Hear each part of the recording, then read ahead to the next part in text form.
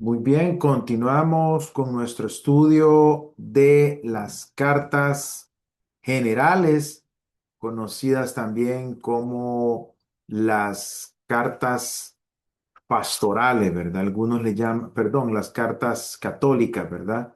Algunos le llaman las cartas generales, epístolas generales o cartas católicas. Como ya lo hemos dicho antes, la idea de esto, la idea de llamarles así, es poder acentuar el hecho de que no fueron escritas con el único propósito de llegar a una sola comunidad, ¿sí? Sino pues a varias comunidades cristianas. ¿Ok? Vamos a compartir entonces ahora el material. Ahí tenemos lo que es ya la presentación de PowerPoint. Y vamos a iniciar haciendo un pequeño repaso para que vayamos recordando cuáles son las epístolas generales o cartas generales. Dijimos, en primer lugar, Hebreos. Dijimos que esta carta, pues, es una carta que se ha debatido mucho porque no se sabe a ciencia cierta quién es el escritor humano, ¿verdad? Dijimos que algunos se le atribuían a Pablo, otros se le atribuían a Apolos. Han habido muchos candidatos, sin embargo, pues no se ha podido demostrar. Hasta el día de hoy, esta carta sigue sin conocerse su paternidad literaria específica. Pero dijimos que lo importante no es tanto quién la escribió, sino quién la inspiró. Yo siempre voy a recalcarles eso. O sea, lo importante, lo que le da autoridad a un libro de la Biblia no es quién lo escribió en realidad, ¿sí? Sino la inspiración de Dios, que es palabra de Dios, que Dios es el autor original, el primer autor, ¿sí? Eso es lo que le da autoridad a la escritura. Luego hablamos del libro de Santiago. Dijimos que este era un libro que también había generado mucho debate para ser admitido dentro de los libros que se consideran canónicos, ya que algunos lo consideran un tanto legalista, con un fuerte énfasis en la ética del judaísmo. Sin embargo, al estudiarlo en contexto con las cartas de Pablo, nos damos cuenta que lejos de estar en contraposición, es un libro complementario, o mejor dicho, suplementario, sí, como un suplemento que ayuda a tener un mejor entendimiento de lo que es la gracia que ha sido recibida por un cristiano, le exige una vida, un comportamiento basado en la ética de la palabra. Luego estuvimos hablando de primera y segunda de Pedro. Estuvimos diciendo que la primera de Pedro nos habla acerca del sufrimiento del cristiano que Sorry that sufre. I ¿Por qué sufre el cristiano? En el sentido de que el, el, el tener fe, el caminar en okay, fe, you angry. mu- oigo que alguien está interrumpiendo, hermanos. Ayúdenme, por favor. Ahí tengan cuidado con el micrófono porque me distraen de la exposición que tengo. Por favor, chequeen ahí que estén en silencio los micrófonos, por favor. Entonces, como les decía, esta carta de Primera de Pedro nos habla acerca del sufrimiento que trae el caminar en rectitud y en la fe, pero que este sufrimiento debe de hacernos sentir dichosos porque es un sufrimiento que se genera a causa del testimonio de integridad.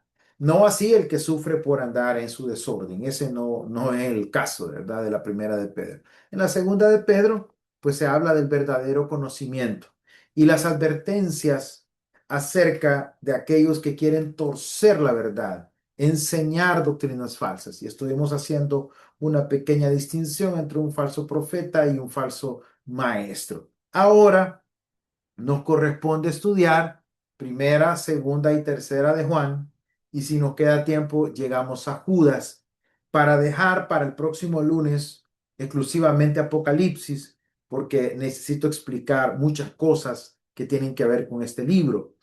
Entonces hoy vamos a tratar de abarcar primera, segunda y tercera de Juan y también Judas. Así es que las cartas generales Hebreo, Santiago, 1 y 2 de Pedro, 1, 2 y 3 de Juan y Judas. Ahí tenemos lo que son las cartas generales. Entremos pues hoy al estudio de la primera carta de Juan.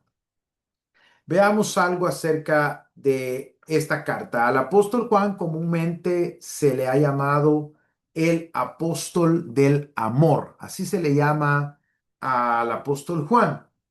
En los evangelios, sin embargo, es descrito como uno de los Boanerges o de los llamados hijos del trueno, posiblemente por su carácter. Recordemos que los discípulos también fueron transformados.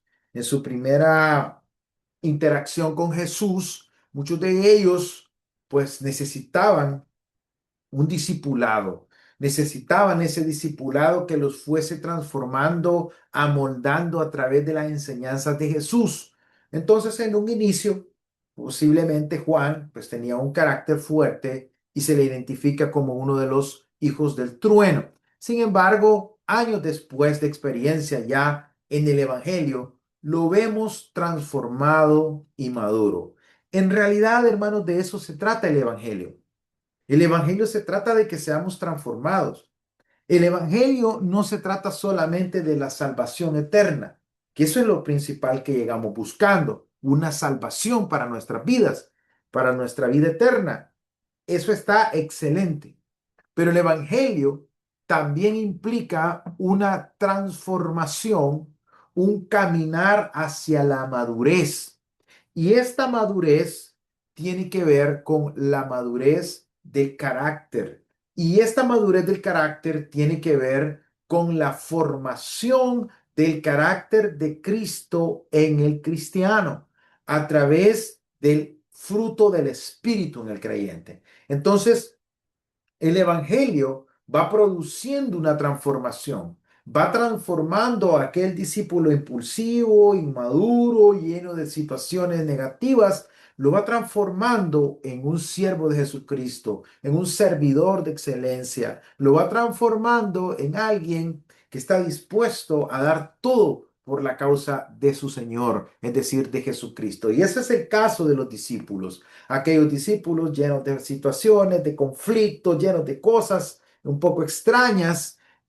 Con el pasar del tiempo, del discipulado, de la influencia de Jesús, de exponerlos a diferentes contextos, de enseñarles la palabra del reino, muchos de estos discípulos comienzan a ser transformados. En el caso de Pedro, empieza un proceso de transformación que termina convirtiéndose en uno de los apóstoles más prominentes del grupo de los 12, y también en Juan, quien posiblemente a un inicio su temperamento era un poco explosivo y ahora lo vemos ya en esta etapa como un hombre que ha madurado, que ha desarrollado su carácter al nivel de Jesús, que el carácter de Cristo ha sido forjado en él, ha sido marcado en él. Entonces, aquel que en un momento dijo que descienda fuego y lo consuma, porque le preguntan a Jesús ahí sobre una situación que estaba pasando. Y entonces este apóstol le dice, ¿verdad? Este discípulo le dice, Señor, ¿y por qué mejor que no caiga fuego del cielo y lo consuma? Entonces Jesús le dice, no, le dice, eso no se puede hacer, ustedes no saben ni qué espíritus son, le dice. O sea, porque Jesús no vino a matar, a hurtar y a destruir, sino que vino para que tengamos vida y vida en abundancia. Entonces, en sus primeras etapas, este discípulo era impulsivo, de carácter fuerte, de un temperamento extremo, ¿verdad? Quería respuestas extremas. Entonces, este mismo hombre ahora lo vemos como escritor de una carta hablando del amor de Dios y del amor al prójimo. Entonces esto nos debe de llenar de esperanza a nosotros, hermanos, que posiblemente luchamos con nuestro carácter, luchamos con nuestro temperamento. Algunos somos demasiado impulsivos, algunos somos demasiado enojados, algunos somos demasiado precipitados para hablar, para hacer juicios, para emitir situaciones, etcétera, hermano. Hay al escoger situaciones en nuestro carácter.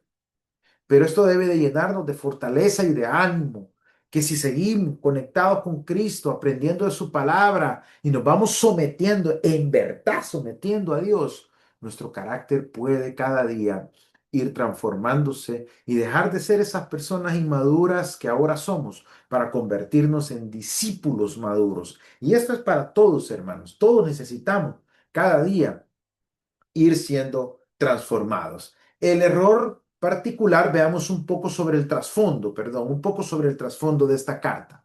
Es decir, qué era lo que estaba sucediendo, qué es lo que hay detrás de esta carta. El error particular que Primera de Juan tuvo por objeto combatir parece que fue una forma primitiva de gnosticismo. Algunos le han llamado a esto un proto-docetismo o un proto-gnosticismo. No hay un acuerdo, ¿verdad? Algunos piensan que aquí se comienza a forjar lo que una herejía o una distorsión acerca de Jesús que se llegó a llamar el docetismo. Por eso algunos le llaman que en esta carta lo que se está combatiendo es una especie de proto-docetismo.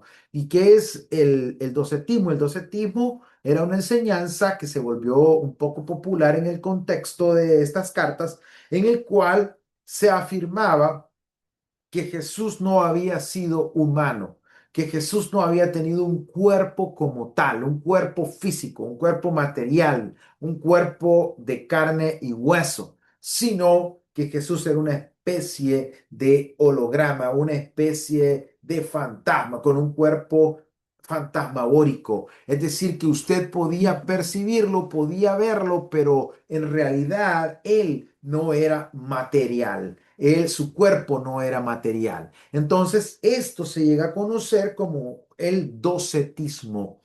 Y algunos piensan que esto es parte también de un proto-gnosticismo, ya que el docetismo llegó a ser considerado dentro de algunas creencias de algunos grupos gnósticos. ¿Y quiénes eran los gnósticos? Bueno, los gnósticos era un grupo vamos a decir así, era un movimiento, más que un grupo, el gnosticismo era un movimiento, era una forma de pensamiento que venía desde mucho tiempo atrás. Algunos consideran que el gnosticismo viene desarrollándose desde el tiempo de Babilonia. Ahí se encuentran las semillas de esta creencia gnóstica, pero luego con lo que es el dualismo platónico de la influencia de la cultura griega, esto se llega a extender a proporciones mayores. El gnosticismo tenía la creencia, bueno, está el gnosticismo cristiano, que es el que en este caso nos interesa a nosotros, tenía la creencia que había un Dios en el universo, un creador del universo, pero que este creador no pudo haber creado la materia porque la materia es mala, es impura. Entonces, para poder crear la materia, emitió eones, emanaciones, partículas de luz y partículas de oscuridad, y las partículas de oscuridad dieron origen a la materia. Y estas partículas de la materia fueron administradas por un semidios, por un arquitecto llamado el demiurgo. Entonces, este demiurgos era el que le había dado forma a la tierra. Este demiurgo era una especie de intermediario entre el Dios creador de todas las cosas, ¿sí? De quien habían salido las emanaciones luminosas y de oscuridad, y había, este demiurgo era un intermediario. Entonces, entre la vida material y Dios había un intermediario que se llamaba el demiurgo. Esto básicamente a grandes rasgos es lo que planteaba el gnosticismo. También el gnosticismo planteaba que el conocimiento era el único camino a la salvación, que la salvación de la vida espiritual de los individuos se llevaba a cabo a través del conocimiento. Pero este conocimiento tenía varios niveles. Entonces el discípulo gnóstico debía atravesar varios niveles, pero había una especie de iniciación, de iluminación que se requería para poder estar dentro de los gnósticos que tenían un conocimiento secreto del origen del universo y los misterios del universo. Entonces, esto es muy importante que lo entendamos, porque básicamente esto es lo que estaba en el trasfondo de la carta. Entonces, esta forma primitiva de gnosticismo es una herejía, es una opinión tergiversada que fue la más peligrosa que la iglesia hasta finales del siglo segundo tuvo que enfrentar.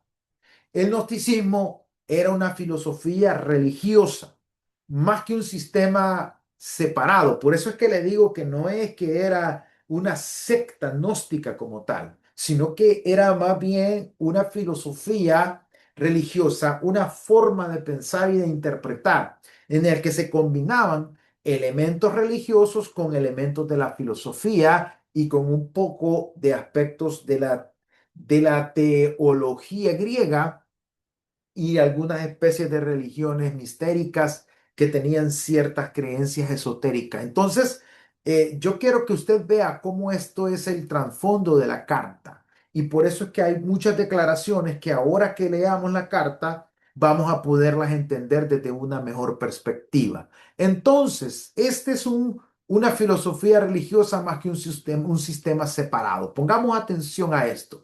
Se fundó sobre la premisa de que el espíritu es bueno y la carne es mala, y que entre los dos no pueden existir relaciones permanentes. Por tal razón, las personas que acceden al conocimiento de la luz, su cuerpo es un impedimento para poder vivir en luz.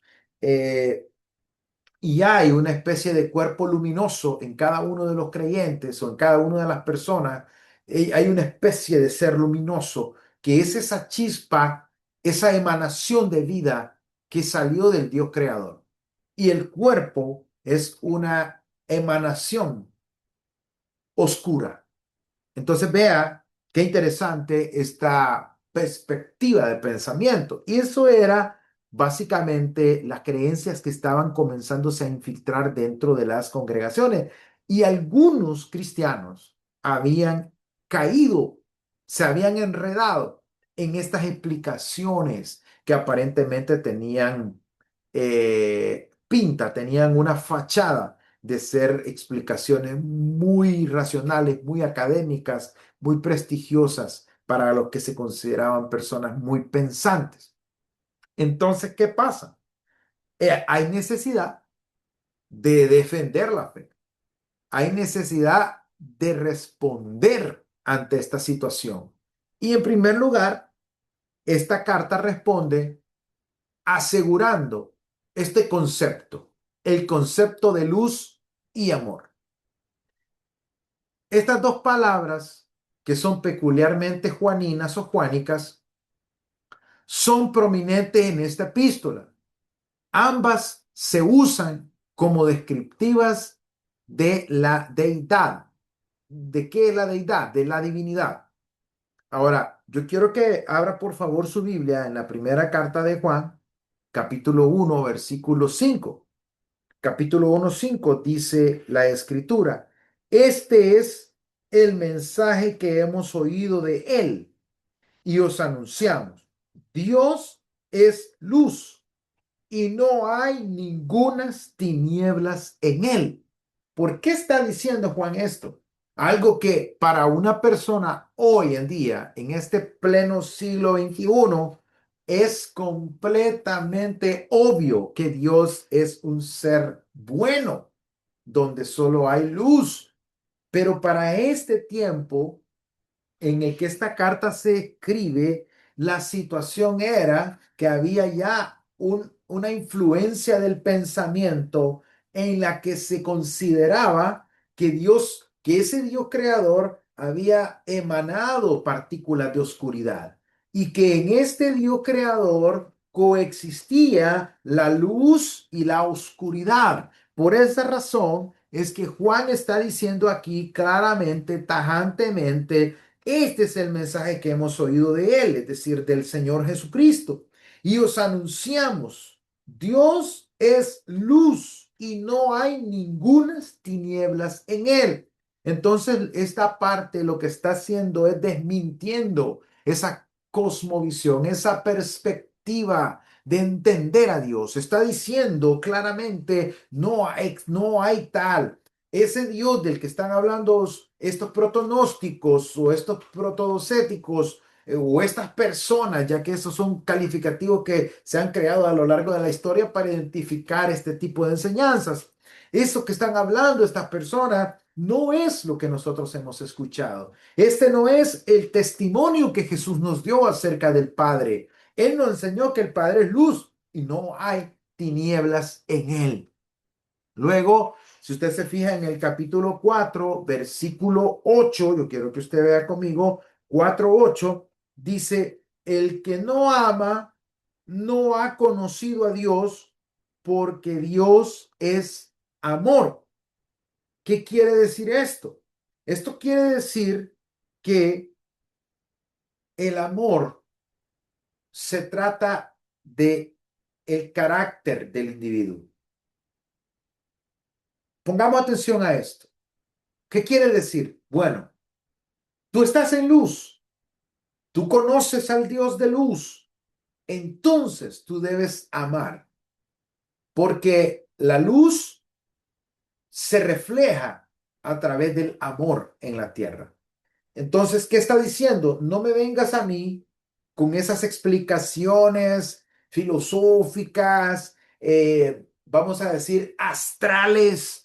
No me vengas a mí con esas astralidades si no eres ni siquiera capaz de amar a tu prójimo, si no eres capaz de conocer el amor y de dar este amor. Entonces tú no estás en luz, tú no estás en luz, lo que tú estás es en tinieblas, ¿sí? Por eso es importante que vea lo que dice en el versículo 6, en el versículo 6 del capítulo 1, por ejemplo, dice, si decimos que tenemos comunión con Él, o sea, está hablando de comunión con Dios, y andamos en tinieblas, mentimos y no practicamos la verdad. Aquí hay otro concepto, verdad, tinieblas y verdad. El que anda en luz está en amor. El que está en verdad está en luz. Pero el que está en tinieblas, ese está en oscuridad. No practica la verdad. Por eso en el 7 dice, pero si andamos en luz, como Él está en luz, tenemos comunión unos con otros y la sangre de su Hijo Cristo nos limpia de todo pecado. Entonces, ¿qué es lo que está diciendo? Está diciendo que aquella persona que anda en luz es una persona que puede vivir en comunión con otros. ¿Cuál es la verdadera medida de nuestro cristianismo, hermanos? La verdadera medida de nuestro cristianismo no es ni los dones, ni las lenguas, ni los ministerios. La verdadera medida de nuestro cristianismo es el amor, la capacidad de tener comunión unos con otros. Lamentablemente la gente ahora se preocupa tanto por las apariencias, por lucirse, usted se fija hoy en las redes, todo el mundo quiere ser pastor, todo el mundo quiere ser profeta, todo el mundo quiere ser apóstol, todo el mundo quiere ser famoso, quiere ser importante, relevante, pero ¿quién quiere amar a su prójimo? ¿Quién quiere perdonar? ¿Quién quiere vivir en comunión con sus hermanos? Ahí está la verdadera medida del cristianismo. La verdadera medida de un líder no es qué tan talentoso es o qué tanto sabe o qué tan bueno es. La verdadera medida del líder es su capacidad para estar en comunión unos con otros. Si él está en comunión con Dios, en verdadera comunión, no va a tener problemas para estar en comunión con otros.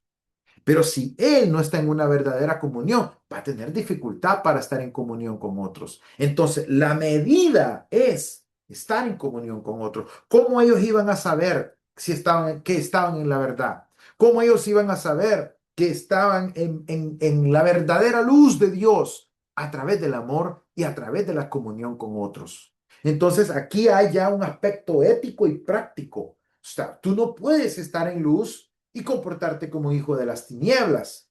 Tú no puedes estar en la verdad y comportarte como alguien que está en error. Debe de ir a la par. Entonces, por esa razón, en esta carta vamos a encontrar el concepto de luz, el concepto de amor, y lo vamos a encontrar casados, el concepto de verdad y el concepto de comunión unos con otros. Lo vamos a encontrar casados, lo vamos a encontrar vinculados. ¿Por qué? Porque para el escritor de esta carta no hay otra forma de demostrar que de veras conoces a Dios, sino viviendo en luz. La primera carta de Juan entonces se centra en afirmar la verdadera fe cristiana y se divide en algunas secciones. Esta es la forma como está estructurada la carta internamente. En el primer aspecto o la primera sección de esta carta es aborda el tema Dios es luz. Y este va del versículo uno, perdón, del capítulo uno, versículo uno, hasta el capítulo 2, versículo 29. Y allí, en esta primera sección, ¿qué es lo que se va a enfatizar? Se va a enfatizar la comunión con Dios y el rechazo del pecado. Es decir, si usted está en Cristo, si usted está en Dios, si usted está en luz, usted está en comunión con Dios. Y si está en comunión con Dios, usted va a amar a su prójimo y usted va a rechazar al pecado. Aun si usted hubiere pecado, usted tiene esperanza de renovación, esperanza de restauración a través de Jesucristo el justo, quien es la propiciación por nuestros pecados, y no solo por los nuestros, sino por los de todo el mundo. Entonces aquí, en esta primera parte, en esta primera sección, se habla de esto. Ah, pero hoy ya sabemos por qué el apóstol está diciendo, el escritor de la carta está diciendo que Dios es luz y que no hay tinieblas en él. Está haciendo alusión a esa doctrina errada que estaba dañando la fe de muchas personas. Segunda sección. En la segunda sección, que va del capítulo 3 versículo uno al capítulo 4 versículo 21, se aborda el tema del amor. Dios es amor. Vea que no dice que Dios tiene amor, no dice que Dios le gusta el amor, no dice que Dios parece ser amoroso, sino que dice Dios es amor. Esto va del capítulo 3:1 hasta el capítulo 4:21. Por eso dice, por ejemplo, en el capítulo 3 dice 3:1, mirad cuál amor nos ha dado el Padre para que seamos llamados hijos de Dios. Por esto el mundo no nos conoce porque no le conoció a Él. Amados, ahora somos hijos de Dios y aún no se ha manifestado lo que hemos de ser, pero sabemos que cuando Él se manifieste, seremos semejantes a Él porque le veremos tal como Él es. Y todo aquel que tiene esta esperanza en Él se purifica a sí mismo, así como Él es puro. Entonces, eh, vea que aquí se desarrolla este tema del amor, que es muy importante. No, este tema no se puede tomar a la ligera. Por ejemplo, vea lo que dice. Todo el que es nacido de Dios no practica el pecado, porque la simiente de Dios permanece en él y no puede pecar, porque es nacido de Dios. En esto se manifiestan los hijos de Dios y los hijos del diablo. Todo aquel que no hace justicia y que no ama a su hermano, ¿qué pasa? No es de Dios. Por eso es que yo le digo que según esta carta, la medida del cristianismo, de qué tan cristiano yo soy, no es los dones, no es el servicio, no es nada de eso. Es qué tanto yo tengo la capacidad de vivir en comunión con mis semejantes, qué tanto yo tengo la capacidad de amar a mi prójimo. Por eso aquí claramente lo dice, porque el que porque en esto se manifiestan los hijos de Dios y los hijos del diablo. El que no hace justicia, pues ese es hijo del diablo. ¿Sí? El que no ama a su hermano también es del diablo, no es de Dios. Hermanos, ¿cuánto nos hace falta, hermano? Ay, hermanos, que Dios nos ayude. Miren, hermanos, entre uno más estudia la palabra, en el caso mío, entre más estudio la palabra, le digo, Señor, cuán lejos está tu iglesia, cuán lejos estamos como cristianos, cuán lejos estamos, Señor, de obtener en realidad esta transformación que tanto necesitamos y la capacidad de amar a nuestro prójimo, que es la medida de qué tan cristiano yo soy. Entonces, vea que nos encuentra ahí esta parte, nos encontramos en esta parte de la carta, Dios es amor. Luego, aquí lo que se está resaltando es la identidad de los hijos de Dios y el llamado a amar sinceramente. O sea, el que es hijo de Dios va a ser idéntico a su padre. Y Dios es amor, Dios es luz, Dios es verdad, no hay tinieblas en él. Ah, entonces sus hijos van a ser iguales que su papá. La tercera sección de esta carta lleva como una idea central la fe que vence al mundo. Según este análisis, va del capítulo 5 versículo 1 hasta el versículo 21. Capítulo 5 1 hasta el versículo 21. Toda esta sección lo que afirma es la victoria del creyente mediante la fe en Jesucristo. A lo largo de la carta se destacan la obediencia y el amor fraternal, la verdad doctrinal y la seguridad de la salvación que solo se obtiene a través de Jesucristo. Entonces, yo quiero que usted vea eh, esta situación, estos textos que son muy importantes. Por ejemplo, dice en el capítulo 5 dice, todo aquel, versículo 1, todo aquel que cree que Jesús es el Cristo es nacido de Dios. Y todo aquel que ama al que engendró, ama también al que ha sido engendrado por él, hablando de Jesucristo y de los que creen en él. En esto conocemos que amamos a los hijos de Dios.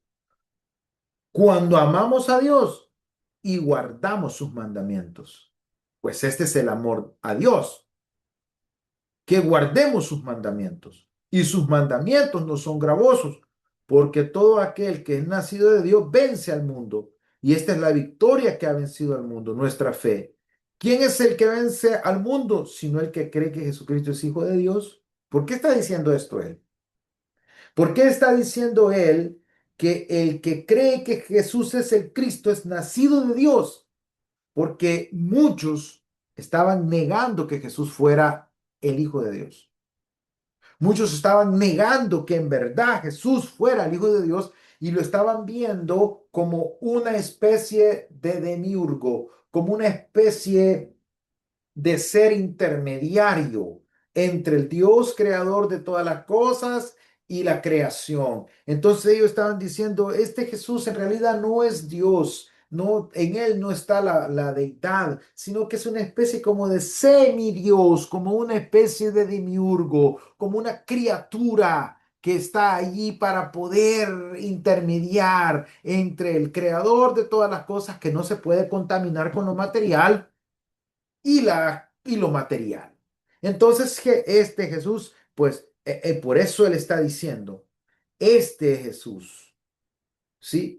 El que cree que Jesús es el Cristo, es nacido de Dios, ¿sí?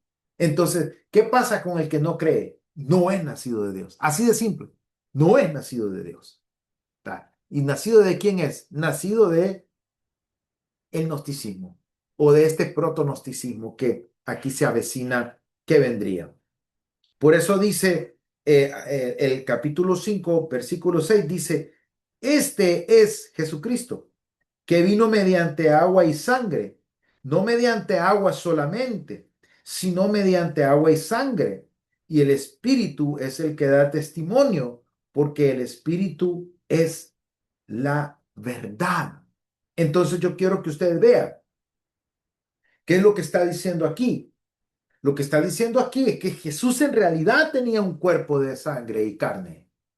Por eso dice que vino mediante agua y sangre. O sea, él está diciendo, él es un hombre que nació, que estuvo en una matriz de mujer. Recuerde que la matriz tiene una fuente, pareciera agua, pero son nutrientes y sangre. Si vino mediante agua y sangre, es decir, él vino de forma humana, nació en una matriz humana. Es un humano como nosotros, ¿sí?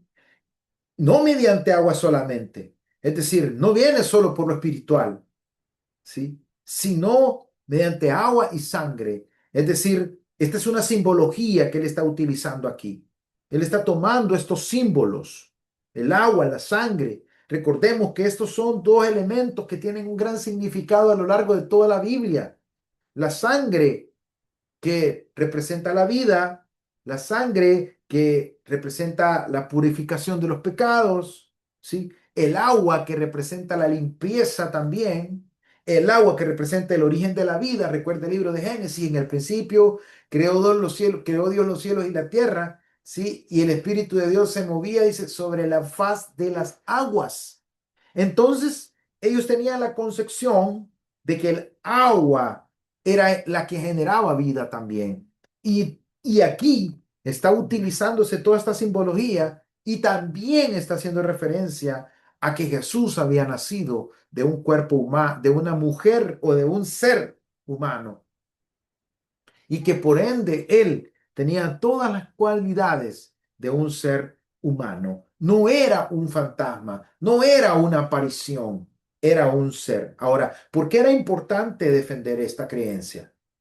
Porque si Jesús hubiese sido como un fantasma nada más, nunca hubiese derramado su sangre. Y si él no hubiese derramado su sangre, no hubiese perdón de los pecados, porque la Biblia afirma claramente que sin derramamiento de sangre no hay remisión de pecados. Entonces vea qué importante es este elemento. Así es que aquí, en esta carta, a lo largo de la carta, de la primera carta, se destacan la obediencia, el amor fraternal, la verdad doctrinal y la seguridad de la salvación. Pero siempre mantengamos en mente este aspecto de creer que Jesús es el Hijo de Dios, el Mesías, y que él era humano, pero también divino. Tengamos en mente este concepto que es muy importante. El tema central de la carta es la certidumbre de la vida eterna. Es decir, ¿cuál es la certidumbre de la vida eterna? Cristo y su ministerio intercesor. ¿Por qué yo puedo estar seguro que tengo la vida eterna? Porque Cristo es mi abogado. ¿Por qué yo puedo estar seguro que voy a heredar la salvación? Porque Cristo es mi abogado. Vea, en el capítulo 2, versículo 1 dice, 2:1 dice, hijitos míos, estas cosas os escribo para que no pequéis. Y si alguno hubiere pecado, abogado tenemos para con el Padre a Jesucristo el justo. Y Él es la propiciación por nuestros pecados, y no solamente por los nuestros, sino también por los de todo el mundo. Y en esto sabemos que nosotros le conocemos si guardamos sus mandamientos. Entonces, es importante recordar cuál es la certidumbre de la vida eterna, es decir, cuál es la certeza de esa vida eterna, la obra de Jesús. La fe que Cristo es el Hijo de Dios y es el Hijo eterno de Dios y es el Mesías y es el Salvador.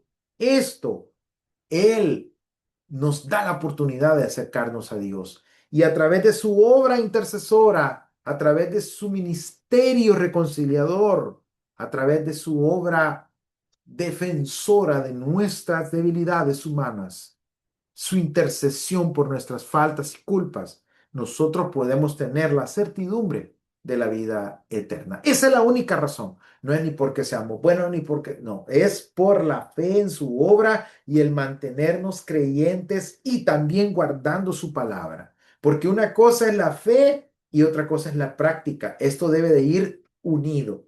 No solo la fe, yo creo que Él me va a salvar, me va a perdonar y seguir viviendo mi vida desordenada. No, eso es una aberración de la palabra.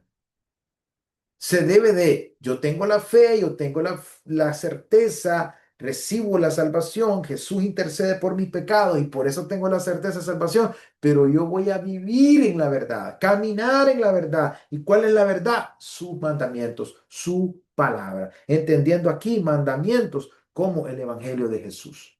Entonces, ese es el tema central de la primera carta. Veamos ahora la segunda carta de Juan. Entremos entonces en esta segunda carta que obviamente es más pequeña que la primera, ¿verdad? La primera es la más extensa. La segunda, pues apenas tiene un capítulo, ¿verdad? Y la tercera también tiene un capítulo. Pero veamos ahora la segunda carta que tiene un mensaje muy importante. ¿Cuál es el trasfondo? Bueno, el trasfondo de segunda de Juan es similar al de la primera, sí, al de la primera de Juan. La diferencia, ¿cuál es? La diferencia es que en segunda de Juan es más personal y va dirigida a la famosa señora elegida. A ella, ella es el destinatario de esta carta, la señora elegida. Veamos sobre esta señora elegida, eh, se han dicho, se han dicho algunas cosas. Eh, Por ejemplo, vaya conmigo, si por favor tiene ahí su Biblia, en el capítulo 1, dice en el versículo 1, el anciano a la señora elegida y a sus hijos, a quienes yo amo en verdad, y no solo yo, sino también todos los que han conocido la verdad. Esta, según algunos eruditos, es una especie de figura, ¿sí? Es una especie de figura o de lenguaje simbólico, ¿sí? Porque no es lo mismo el lenguaje figurado que el lenguaje simbólico. Se oye parecido, pero no lo es. Esta es una especie de lenguaje simbólico en el cual esta señora elegida y sus hijos es un personaje que se utiliza para incluir a los cristianos, ¿sí? Aparentemente que estaban aquí en esta área, pero se sabe que incluye a los cristianos de todas las épocas, de aquella época como de las épocas venideras. Entonces, este es un personaje, según algunos intérpretes. Eh, Sin embargo, la identidad, como le digo, ha sido debatida. Algunos han pensado que se refiere a una congregación específica, otros a un personaje simbólico que representa a los cristianos de cualquier parte, otros han dicho que en realidad era una líder de esta iglesia, que era una mujer muy querida y muy respetada. Así es que, como le digo, no se tiene una sola postura acerca de quién es la señora elegida, pero a ella es a la que se le dedica esta carta. Por eso se dice aquí que, a diferencia de la primera, esta es una carta más personal en el entendido que fuese eh, una persona legal, vamos a decirlo así, ¿sí? Una persona real, humana, más personal. Pero si no, sería para un grupo de cristianos. Ahora bien, hablemos más sobre esto. ¿Cuál es el contenido de esta segunda carta? En esta segunda carta, el escritor insiste en tener cuidado con las herejías que niegan la humanidad de Jesús. Ya les he dicho yo que las herejías son opiniones distorsionadas acerca de la verdad enseñada por los apóstoles en este contexto, ¿sí? Entonces, ¿qué pasa? Juan sigue insistiendo que hay peligro de abandonar la verdad, que hay un peligro latente, que hay un peligro que está ahí siempre acechante. que es la herejía, es negar la humanidad de Jesús. Aceptar solamente la divinidad siempre es seguir creyendo como los gnósticos que la materia era mala y que Jesús no pudo haber tenido un cuerpo humano.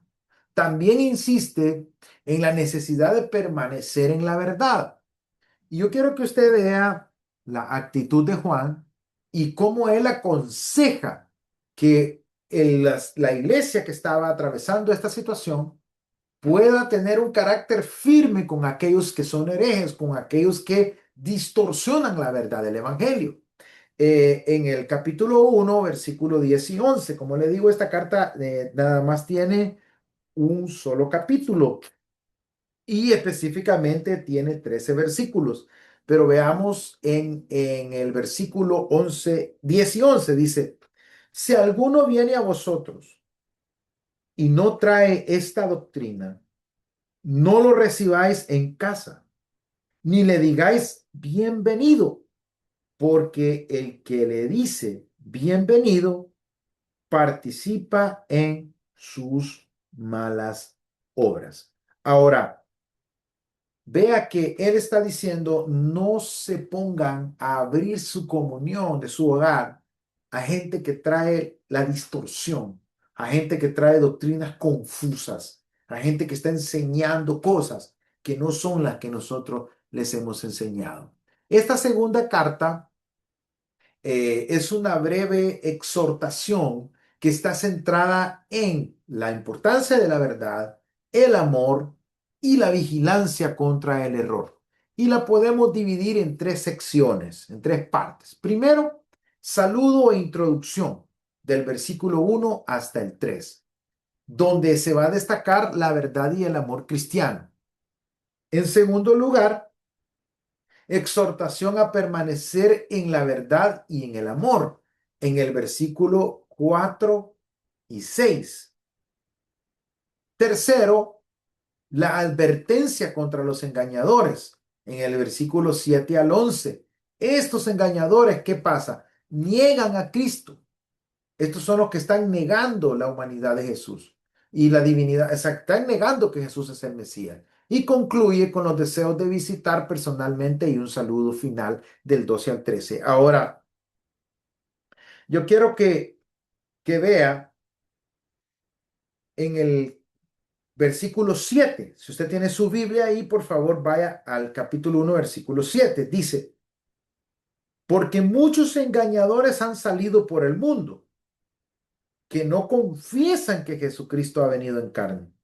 Quien esto hace es el engañador y el anticristo. Mirad por vosotros mismos para que no perdáis el fruto de vuestro trabajo, sino que recibáis galardón completo. Cualquiera que se extravía y no persevera en la doctrina de Cristo, no tiene a Dios. Y el que persevera en la doctrina de Cristo, ese sí tiene al Padre y al Hijo. Aquí encontramos un término que ha generado grandes debates en el ambiente de la teología y de la investigación. ¿Qué significa el anticristo en esta carta? Algunos han, han llevado la figura del anticristo a la luz del Apocalipsis y han dicho que el anticristo es un dictador humano futuro que iba a venir y que va a tener un control mundial y va a desarrollar un imperio mundial. Sin embargo, el contexto de esta carta no da para eso. En el contexto de esta carta, ¿quién es el anticristo? El anticristo, más que un individuo en sí, es un error doctrinal.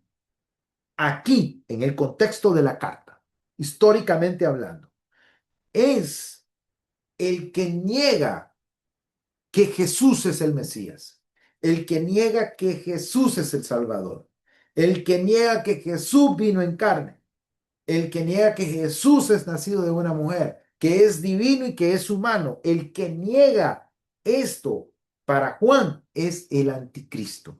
Todo aquel que se opone. La palabra anticristo lo que significa es contra Cristo, contrario a Cristo, que se opone a Cristo. Perdón. Entonces, aquí, el concepto de anticristo, más que un dictador futuro, más que algo que vendría, es algo que ya estaba presente. Y eran aquellos que estaban tergiversando la verdad, que estaban torciendo la verdad y estaban llevando por el error. Y estos estaban dentro de las comunidades de Juan. A esto se le llaman las comunidades juánicas. Estaban en las iglesias que habían sido dirigidas o que habían crecido bajo liderazgo juánico y estaban enseñando muchos error. Entonces esta carta se escribe para combatir esos errores doctrinales que podían llegar a exterminar las comunidades juánicas. El tema central de esta segunda epístola de Juan es la fidelidad cristiana. ¿Cómo se mide la fidelidad cristiana? Bueno, se mide por el amor a Dios, el amor al prójimo, el amor a la verdad, la permanencia en la verdad y el alejarse de aquellos que tuercen la verdad. Mire qué interesante, el alejarse de aquellos que tuercen la verdad. Ahí se mira la lealtad, la fidelidad cristiana, ¿sí? Y esto es muy importante. Un cristiano fiel es aquel que ama a Dios. Un cristiano fiel es aquel que no solamente ama a Dios, sino que ama a su prójimo. Un cristiano fiel no solamente ama a Dios a su prójimo, sino que ama la verdad. Un cristiano y permanece en la verdad. Un cristiano fiel es aquel que defiende la verdad, se aleja del error. Ese es un cristiano fiel en el contexto de esta carta. Y esto nos lleva ya hoy a analizar la tercera carta. Todavía tenemos tiempo para ver la tercera carta y creo que San Judas también. Veamos la tercera carta. Siempre, por favor, mantengamos en mente esta situación. Ahora, veamos la tercera carta. Esta carta dirigida principalmente a Gallo. ¿Quién era Gallo? Bueno, Gallo era un pastor o un dirigente de la iglesia. La tercera de Juan, a diferencia de las otras dos, de la primera y la segunda, se ocupa más de asuntos administrativos que de las verdades teológicas. ¿Por qué? Porque la primera y la segunda son totalmente recalcitrantes con respecto a la verdad y a la defensa de la verdad y a combatir aquellas enseñanzas erradas. Pero aquí lo que se está tratando de resolver es un problema administrativo. Hermano, la iglesia siempre ha bregado, siempre ha batallado contra situaciones. Si no son ataques acerca de la doctrina, del error que quiere infiltrarse, son problemas internos de administración, de desarrollo de la iglesia. Pues esta tercera carta, mis hermanos, de eso se está tratando, de problemas administrativos. ¿Y qué es lo que esta carta trata? Bueno, trata acerca del alojamiento de los hermanos misioneros que deberían haber sido estimulados cuando visitaban la iglesia. ¿De qué nos está hablando esto? Bueno, vamos a retroceder un poco en el tiempo. Cuando la iglesia cristiana comienza a expandirse por diferentes partes, el Espíritu de Dios pues comienza a usar al pueblo y comienza a levantar evangelistas, comienza a levantar maestros, comienza a levantar misioneros, comienza a levantar siervos. Entonces, ¿qué pasa? Los siervos, los servidores, los líderes, los evangelistas, los misioneros, apóstoles, ellos viajaban para predicar la palabra. Y muchas veces llegaban a las congregaciones que ya estaban establecidas y pedían a las iglesias que los recibieran, que les ayudaran con el alojamiento y que les ayudaran con una ofrenda para mientras ellos podían seguir predicando y llegar al objetivo que ellos llevaban, que era de ir tal vez a plantar una iglesia a algún lugar más lejano, o el objetivo de ir a edificar a través de la palabra a una congregación que estaba necesitando del ministerio de un maestro, o etcétera. Entonces, ¿qué pasaba? Se habían levantado algunos misioneros, algunos evangelistas, algunos profetas, algunos maestros y pastores. Se habían levantado apóstoles o gente con don apostólico para ir y edificar las iglesias. ¿Cuál era el problema? Que dentro de estos verdaderos servidores andaban un montón de charlatanes, andaban un montón de vivianes, de pícaros, de aprovechados, de vividores que se habían metido en medio de las iglesias y andaban ahí de haraganes, andaban ahí aprovechándose de la buena fe de las iglesias, exigiéndoles dinero, exigiéndoles grandes sumas de dinero, exigiéndoles buena alimentación, exigiéndoles buenos alojamientos, exigiéndoles a las iglesias. Entonces esto estaba volviendo ya un problema. ¿Por qué? Porque habían iglesias que ya no estaban queriendo recibir a nadie. ¿Y el problema cuál era? El problema era que eso estaba deteniendo la obra, porque estos siervos andaban predicando y necesitaban cumplir una misión y necesitaban la ayuda de la iglesia. Pero a causa de el abuso de algunos falsos hermanos, falsos ministros, algunas iglesias estaban cerrando su corazón. Y por eso se hace necesario resolver ese problema. Y esta carta habla acerca de ese punto. ¿Por qué? Porque habla acerca de la importancia de estimular a aquellos hermanos que ayudan a los misioneros, que ayudan a los predicadores, que ayudan a los que andan haciendo la obra para que la obra siga avanzando. Por ejemplo, eh, en el versículo 5 dice, amado, fielmente te conduces cuando prestas algún servicio a los hermanos, especialmente a los desconocidos. Aquí el escritor de esta carta está haciendo un elogio acerca de Gallo y de cómo este hombre era tan servicial y también otros hermanos de la congregación que recibían a estos desconocidos. Obviamente estos desconocidos no eran que iba un borracho en la calle o un adicto y ellos lo agarraban y lo metían a su casa, sino está hablando de un predicador, está hablando de un misionero, que aunque ellos no lo conocían, pero por dedicarse al servicio de la obra, ellos lo llevaban a su casa y lo ayudaban, los cuales, en el versículo 6 han dado ante la iglesia testimonio de tu amor y hará bien en encaminarlos como es digno de su servicio a Dios para que continúen su viaje. El encaminar lo que aparece aquí, mis hermanos, este encaminarlos no es agarrarlos de la mano y llevarlos por el camino, ¿verdad? Este encaminarlos se refiere a una palabra que significa apoyarlos económicamente. Por eso le está diciendo, encamínalos como es digno de su servicio a Dios. Es decir, retribúyeles, ayúdales para que ellos puedan seguir predicando. Necesitan una ayuda económica porque ellos salieron por amor del nombre de Él, sin aceptar nada de los gentiles. Nosotros, pues, debemos acoger a tales personas para que cooperemos con la verdad. Él está diciendo, ayuda a estas personas, a estos que en realidad andan haciendo la obra bien.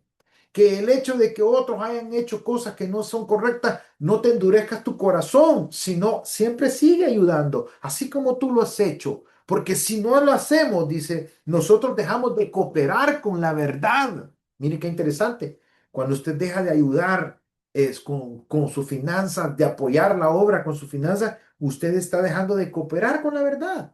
Está dejando de cooperar con la expansión del evangelio. Porque, hermanos, si una iglesia o si un misionero o un evangelista no tiene recursos, ¿y cómo va a poder hacer él para seguir bendiciendo a las personas? Si no tiene los recursos que necesita, ¿cómo va a hacer esta persona para poder seguir impactando más vidas? Entonces aquí, ese es lo que se está resolviendo. ¿Ok? Ahora, también hay otro punto muy importante en esta carta y es que reprende lo poco amigable que un líder de esta iglesia había sido. Este líder se llama Diótrefes. Este Diótrefes había generado grandes problemas en esta iglesia. Eh, pero veamos ahora el contenido, un poco más de cómo está estructurado el contenido, porque a pesar que es una carta muy pequeña, que apenas tiene 14 versículos, tiene una estructura. En primer lugar está el saludo y la introducción del versículo 1 al 4. En segundo lugar, bueno, en esta primera sección el autor elogia la fidelidad de Gayo. En segundo, la segunda sección, hay un elogio a Gayo por su hospitalidad, que fue la sección que nosotros leímos del 5 al 8, por apoyar a los obreros del Evangelio. Y en la tercera sección, del 9 al 10, hay una advertencia sobre Diótrefes. ¿Cuál era el problema con Diótrefes? Diótrefes se oponía a la autoridad apostólica. Veamos lo que dice en el 9 y el 10. Dice, yo he escrito a la iglesia, pero Diótrefes, al cual le gusta tener el primer lugar entre ellos, no nos recibe. Es decir, que el apóstol había mandado carta y había mandado gente para esa iglesia, para que sirvieran, pero Diótrefes los echaba, los expulsaba. O sea, para él, para Diótrefes, Juan no tenía ninguna autoridad. O sea, se oponía a la autoridad apostólica. Y le gustaba a él ser el primero, ser el prominente, que todo se le reportara a él, que hermano, este tipo estaba mal de la cabeza. O sea, una iglesia, el centro de una iglesia es Cristo, no es ningún líder, no es ningún pastor, no es nada de eso. Sáquese de la cabeza cualquier idea errónea que usted pueda tener, hermano. Que fulano aquí, que fulano allá, que la fulanita, que el menganito. Eso es, hermano, pura ignorancia, falta de conocimiento de la palabra. Aquí estamos viendo que este hombre se oponía a la autoridad apostólica porque él quería ser el primero, el prominente en la iglesia. Versículo 10. Por esta causa, si yo fuere, dice, recordaré las obras que hace parloteando con palabras malignas contra todos. Este sujeto le gustaba andar hablando en mal de todo lo que el apóstol hacía y de todo lo que en la obra se estaba haciendo. Para él nada servía. Él estaba siempre criticando, señalando, parloteando cosas malignas en contra de su líder. Y no contento con estas cosas, mire lo que dice, no recibe a los hermanos. Y a los que quieren recibirlos, se los prohíbe. O sea que era metido. Diótrefes. No solamente él no le gustaba recibir gente a él, sino que si algún hermano quería ayudar, metía su cuchara a él, prohibiéndole a la gente que ayudara a las personas que andaban predicando. O sea que definitivamente este tipo era un hijo del diablo que estaba infiltrado en esa iglesia, hermano. Y no solamente les prohibía a los hermanos recibirlos, sino mire lo que hacía y los expulsa de la iglesia. O sea que este tipo se sentía dueño de la iglesia. Hermano, qué feo es cuando hay gente que se creen los dueños de la iglesia o las dueñas de la iglesia. Hay gente que cree que porque tiene 20 años, 30 años en una iglesia, creen que ellos son los dueños, que ellos mandan, que ellos pueden llegar a ser aquí, llegar allá. Hermano, esas actitudes son actitudes que la Biblia no acepta. Bíblicamente no es correcto. Y aquí ustedes lo están viendo cómo el apóstol Juan se opone a esos comportamientos de Diótrefes. Dice, este no está correcto. Y cuando yo vaya, dice, ¿sí? Yo voy a recordar las obras que hace, parloteando, hablando mal. Es decir, yo voy a tener una conversación con él para ver qué es lo que tanto él anda hablando y anda diciendo. Y por eso, en la última parte de la carta, en la sección cuarta, hay una recomendación de Demetrio y en versículo 12. Y finalmente, la quinta parte es una conclusión y unos saludos finales. En el versículo 11 dice, amado, no imites lo malo, sino lo bueno. Es decir, no aprendas a ser como Diótrefes, sé como Gallo. Gallo era un hombre que amaba, bendecía a la gente. No, no como Diótrefes, que se creía el mejor, el superior y por encima de los demás. Eso no lo aprendas, dice. El que hace lo bueno es de Dios, pero el que hace lo malo no ha visto a Dios. Todos dan testimonio de Demetrio y aún la verdad misma, y también nosotros damos testimonio, y vosotros sabéis que vuestro testimonio es verdadero. Ahí hay una recomendación acerca de este líder, de este hermano en la fe llamado Demetrio.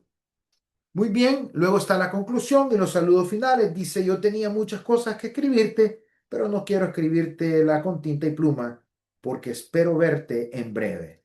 Y hablaremos cara a cara. La paz sea contigo. Te saludan,